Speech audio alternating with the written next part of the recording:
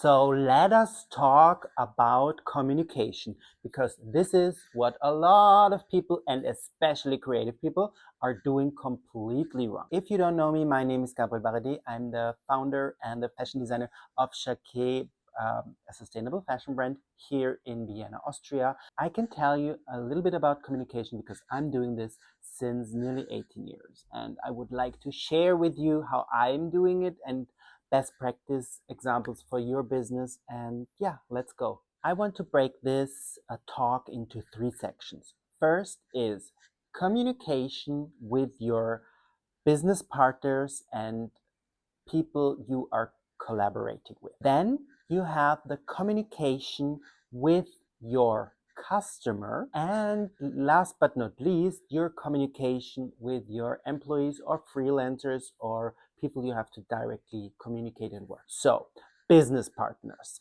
For example, production companies or fabric companies or whatsoever. Always put yourself in their shoes. Think what you want to achieve with your communication. Write it or communicate in a style that it is from the perspective of the one who is receiving this information. For example, if I want to know some specifics about a dress that is made, I don't write, I want to have a specific information about this dress. I say, dress XYZ. I want to know how the zip is fabricated or something like that. Very straight to the point. So everybody who's reading this knows, okay, this is this dress, and he wants to have a specific information about the zip. Because oftentimes we communicate or we write emails that we know everything, but the other who is reading the information has no clue at all what he or she is going to do with this email. I see this so often. I get emails, send me a picture, and I was, what kind of picture? Do you need a picture with a man? Do you need a picture with a female model? Do you need a picture of me? What kind of picture? What resolution should this picture have? Do you need it for print, for online, because this is completely different. Is it a JPEG? Is it a TIFF file or whatsoever? What are you going to do with this picture?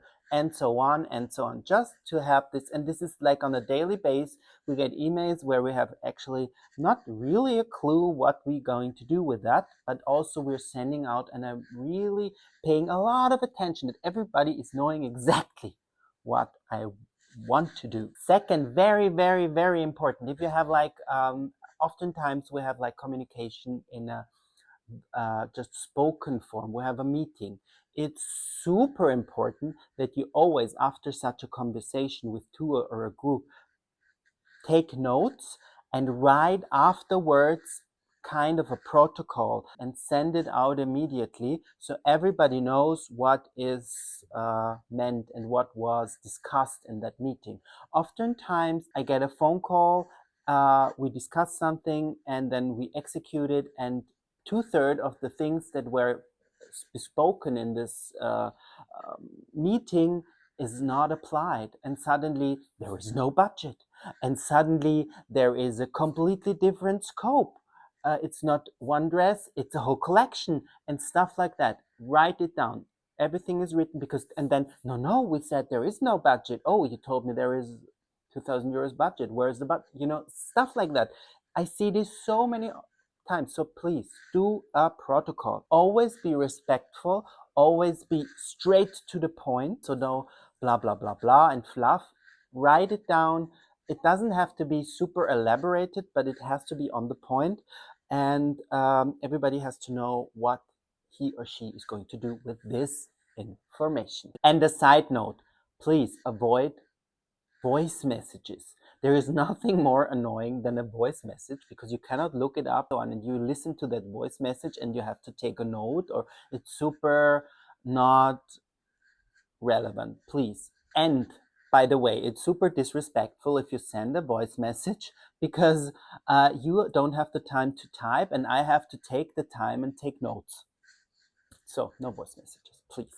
The second part, and this is what can make or break your business: communication with your customers. You have to have a real sense of empathy, what your customer needs. Some customer will have, they come in and they want to have a real entertainment system in place. So they want you to talk a lot about the collection, about the fabric, about how it's made, and what was your thought on the design process, and blah blah. So they really want to talk, and you communicate with. You have to be prepared. You have to know everything, and you have to have a great storytelling. So what is the garment made of, and why should somebody buy it? What needs do it cover, and stuff like that. There are also customers, they want to have their complete privacy.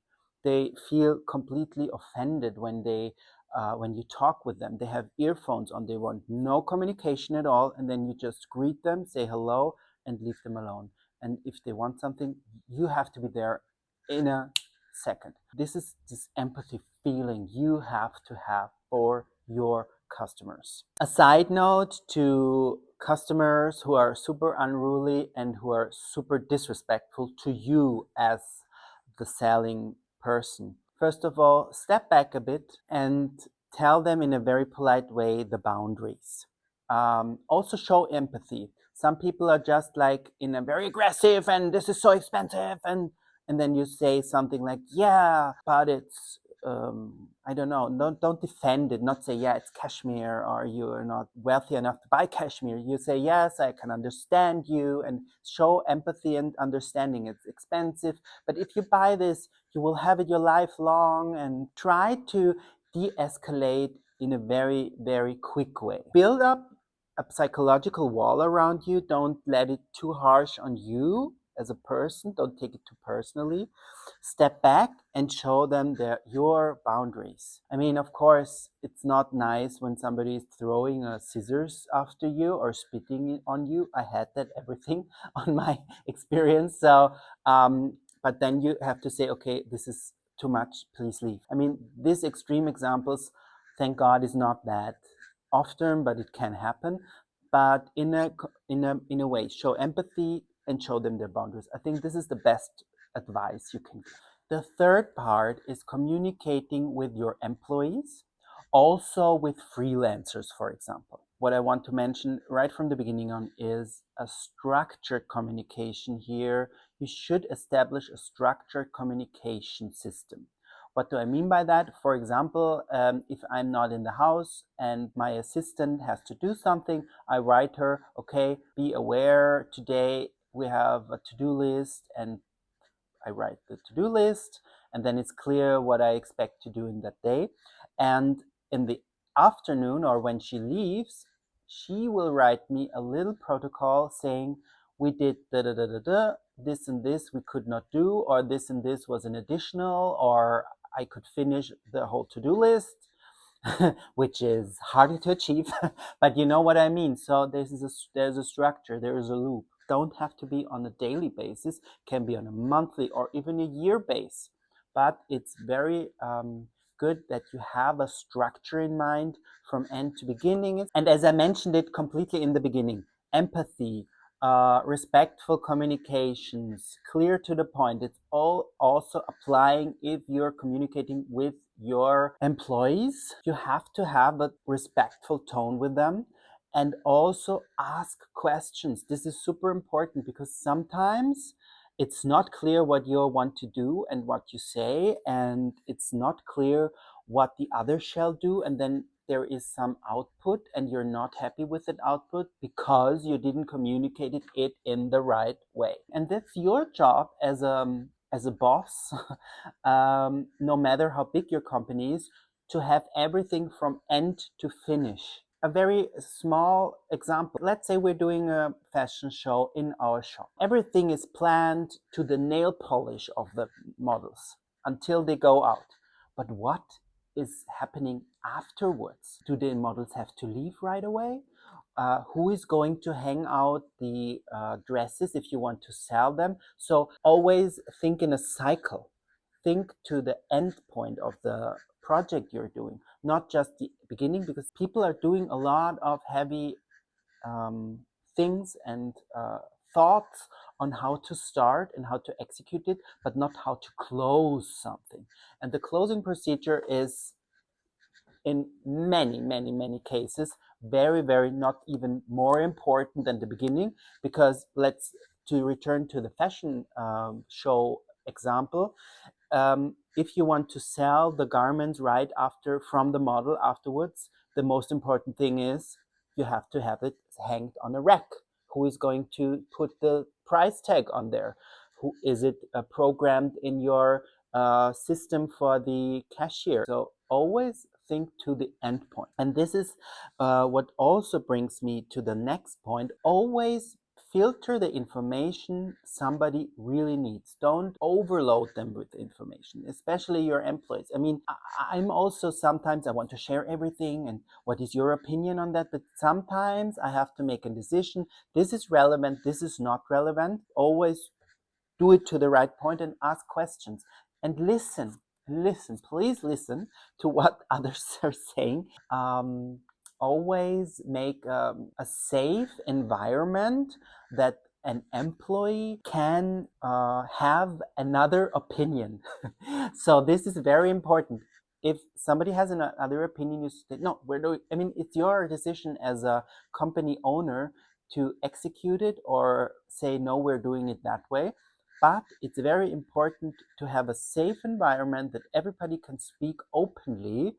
And I see this so often that people are frightened of their bosses or the hierarchy above them. A safe environment is a very big part of good communication, I think. So that are my thoughts on how to communicate better. If you have any questions, please leave a comment, subscribe to the channel, ask questions. I'm here to answer everything, and we see each other again. Thanks a lot. Bye.